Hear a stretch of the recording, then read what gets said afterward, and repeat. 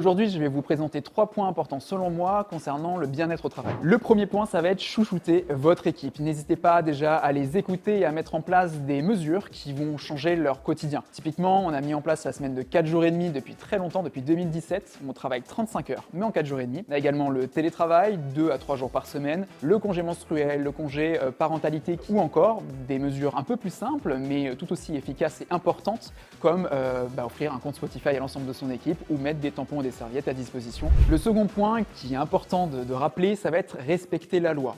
Respecter la loi, pourquoi? Parce que ça va rassurer votre équipe, notamment au niveau du matériel. Combien de fois j'ai vu des gens autour de moi qui n'avaient pas leur matériel au quotidien pour travailler?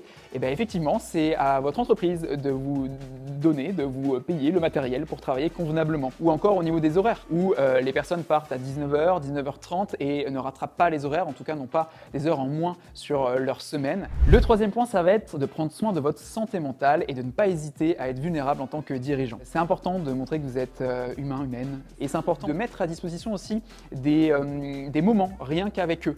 Typiquement, nous on fait un entretien individuel tous les trimestres, alors que généralement la loi, je crois que c'est tous les ans ou tous les 2 ans, et c'est important d'avoir ce petit moment qui nous est réservé à chacun, chacune. Dites-nous en commentaire ce qui est mis en place dans votre entreprise ou ce que vous mettez en place dans votre entreprise. Je serais vraiment intéressé de pouvoir interagir avec vous sur ces sujets-là.